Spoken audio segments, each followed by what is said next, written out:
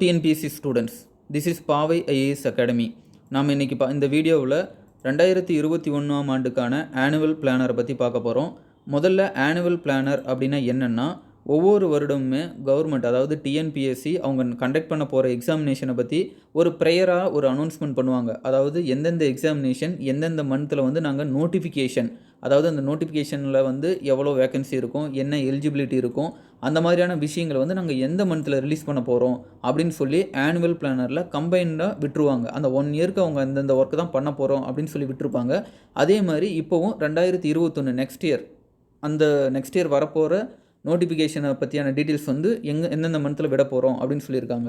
இதில் ரொம்ப முக்கியமாக இருக்கிற நோட்டிஃபிகேஷன்ஸ்லாம் பார்ப்போம். முதல்ல 3 நோட்டிஃபிகேஷனுமே பார்த்தோம் அப்படின்னா அக்ரிகல்ச்சர் ரிலேட்டட், அதாவது அக்ரிகல்ச்சர் படித்த அந்த ஸ்பெஷலைஸ்டு பர்சனுக்காக வந்து ரிலீஸ் பண்ண போகிறோன்னு சொல்லியிருக்காங்க. பொதுவாகவே நோட்டிஃபிகேஷன் அப்படின்னு ஒன்று வந்துச்சு அப்படின்னா 90 நாள் வந்து டைம் கொடுப்பாங்க. அதாவது நம்மளுடைய அப்ளிகேஷன் அவங்க எவ்வளோ வேகன்சி இருக்குன்னு சொல்லி அந்த நோட்டிஃபிகேஷன் விட்டாங்க அப்படின்னா அதில் வந்து எவ்வளோ வேகன்சி இருக்குது, எந்தெந்த கம்யூனிட்டிக்கு எவ்வளோ ரிசர்வேஷன் இருக்குது, பிஎஃப்டிஎம் ரிலேட்டடான விஷயங்கள் எல்லாமே விட்டுருவாங்க. அந்த 90வது நாள் வந்து என்ன நடக்கும் அப்படின்னா அந்த நோட்டிஃபிகேஷனுக்கான எக்ஸாமினேஷன் அப்படின்னு நடக்கும்.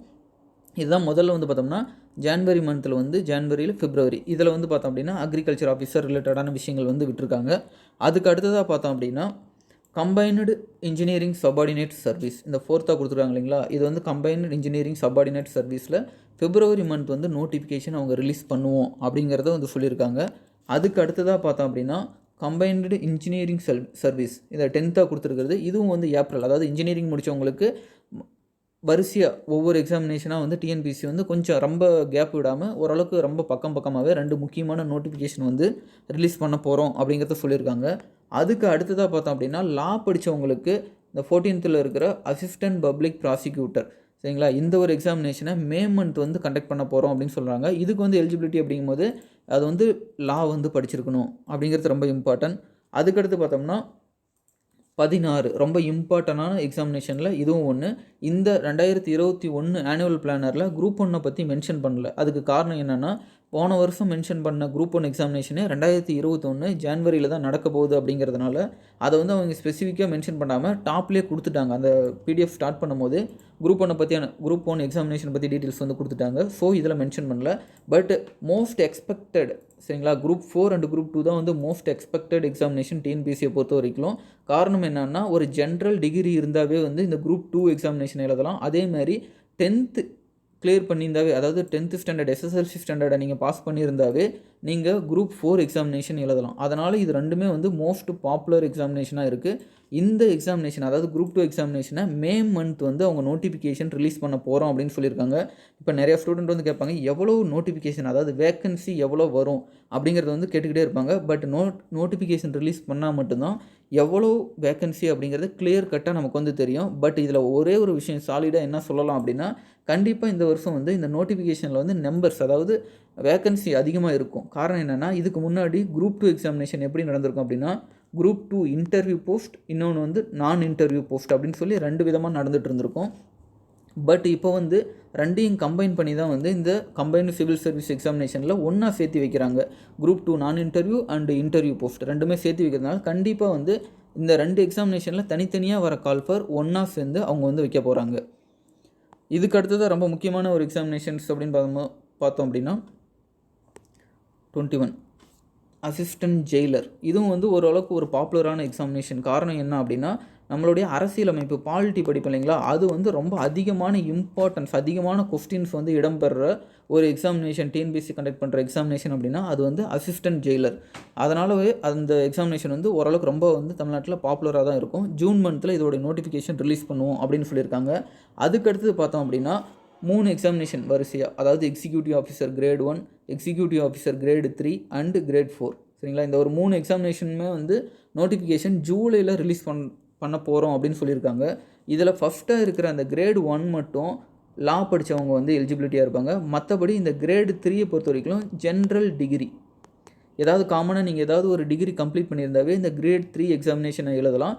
பட் எழுதும் போது என்னென்னா 2 பேப்பர் இருக்கும். ஒரு பேப்பர் வந்து ஜென்ரலாகவும், இன்னொரு பேப்பர் ஹிந்து ரிலீஜியஸ் ரிலேட்டடாகவும் இருக்கும். அதே மாதிரி கிரேட் 4 இதை எடுத்துக்கிட்டோம்னா இதுவும் அதே மாதிரி தான். பட் இதோட குவாலிஃபிகேஷன் அப்படிங்கும்போது 10th, அதாவது எஸ்எஸ்எல்சி ஸ்டாண்டர்டில் வந்து இதோட எக்ஸாமினேஷன் வந்து கண்டக்ட் பண்ணுவாங்க. அதனாலே இதுவும் வந்து ரொம்ப ஒரு பாப்புலரான எக்ஸாமினேஷன். ஜூலை மந்த்லேயே 3 எக்ஸாமினேஷனில் ஒரு எக்ஸாமை தவிர மீதி 2 எக்ஸாமுமே காமனாக இருக்கிற எல்லா ஆஸ்பிரண்ட்டுமே அட்டன் பண்ணலாம். அதுக்கடுத்ததாக இருக்கிறது பார்த்தோம்னா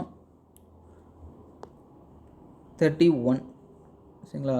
இதுதான் வந்து நம்ம டிஎன்பிஎஸ்சியில் அதிகமாக இருக்கிறதுலே அதிகமான மாணவர்கள் வந்து அட்டன் பண்ணுற ஒரு எக்ஸாமினேஷன் தமிழகத்திலே அப்படின்னு பார்த்தோம்னா குரூப் 4 எக்ஸாமினேஷன் தான்.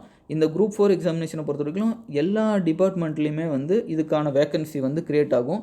குரூப் 4 அப்படிங்கும்போது கூடவே என்னென்னா விஏஓ வில்லேஜ் அட்மினிஸ்ட்ரேட்டிவ் ஆஃபீஸர் அப்படிங்கிற அந்த ஒரு போஸ்ட்டுமே வந்து இதில் வருது. பொதுவாகவே ஆஸ்பிரண்ட் வந்து இது வந்து ஒரு மே மந்த்லேயே வந்து இதோட நோட்டிஃபிகேஷன் வரும் அப்படின்னு சொல்லி எக்ஸ்பெக்ட் பண்ணாங்க. பட் வந்து இது ஒரு செப்டம்பர் மந்தில் தான் வந்து இதோடைய நோட்டிஃபிகேஷன் அவங்க ரிலீஸ் பண்ணுவோம் அப்படின்னு சொல்லியிருக்காங்க. அப்போ செப்டம்பர் மந்த் அவங்க ரிலீஸ் பண்ணாங்க அப்படின்னா ஒரு 90 டேஸ் வந்து டைம் பீரியட் கொடுத்து அதுக்கடுத்தது வந்து இந்த எக்ஸாமினேஷனை வந்து கண்டக்ட் பண்ணுவாங்க. இப்போ இதில் என்ன அப்படின்னா இது வந்து குரூப் 4 எக்ஸாமினேஷனுடைய எலிஜிபிலிட்டி அப்படிங்கும்போது இது வந்து எஸ்எஸ்எல்சி ஸ்டாண்டர்ட். எஸ்எஸ்எல்சி ஸ்டாண்டர்ட் அப்படின்னு வரும்போது இதில் வந்து கிட்டத்தட்ட ஒரு 15 லட்சம் பேருக்கு மேலே, அதாவது மினிமம் சொல்கிறோம் 15 லட்சம் பேர், அதுக்கு மேலே தான் வந்து இதோட காம்படிஷன் இருக்கும். வேக்கன்சியும் பார்த்தோம்னா பொதுவாக வந்து அவங்க லாஸ்ட் டைம் கூட 6000 வேக்கன்சி அப்படின்னு சொல்லியிருந்தாங்க. பட் பின்னாடி கடைசியாக என்ன பண்ணிட்டாங்கன்னா இன்க்ரீஸ் பண்ணி 10,000 வேக்கன்சி வரைக்கும் கொண்டு வந்துட்டாங்க. அதே மாதிரி தான் ஒவ்வொரு வருஷமே நோட்டிஃபிகேஷன் ரிலீஸ் பண்ணும்போது 5000 6000 அந்த மாதிரி நோட்டிஃபிகேஷன் ரிலீஸ் பண்ணால் கூட அந்த எக்ஸாமினேஷன் முடிகிறதுக்குள்ளேயே அதோடைய வேக்கன்சி அரவுண்டு 10,000 வரைக்கும் வந்துடும். அதனால் இதுதான் வந்து டிஎன்பிஎஸ்சியில் மோஸ்ட் எக்ஸ்பெக்ட் பண்ணுறது. அது மட்டும் இல்லாமல் அதிகமான ஆஸ்பிரண்ட் வந்து எழுதுகிற எக்ஸாமினேஷன். மற்ற எக்ஸாமினேஷன்லாம் ஓரளவுக்கு ஏதாவது ஸ்பெசிஃபிக்காக அவங்க வந்து ஒரு குவாலிஃபிகேஷன் இருந்தால் மட்டும்தான் எழுதுகிற மாதிரி இருக்கும். பட் நம்ம இப்போ சொன்ன எக்ஸாமினேஷன்லாம் ஜென்ரல் ப்ளஸ் வந்து சம் ஸ்பெசிஃபிக் ஆஸ்பிரண்ட் மட்டும் எழுதுகிற மாதிரி இருக்கும். இதுதான் வந்து இந்த இயர் ரிலீஸ் பண்ணியிருக்கிற ஆனுவல் பிளானரில் ரொம்ப இம்பார்ட்டண்டான விஷயங்கள் மட்டும் இருக்குது. இதில் வந்து உங்களுக்கு ஏதாவது ஒரு டவுட்ஸ் இருக்குது அப்படின்னா நீங்கள் வந்து கீழே இருக்கிற கமெண்ட் பாக்ஸில் சொன்னீங்க அப்படின்னா நம்மளுடைய ஃபேக்கல்ட்டி உங்களுக்கு அதுக்கான விளக்கத்தை வந்து சொல்லுவாங்க. நன்றி.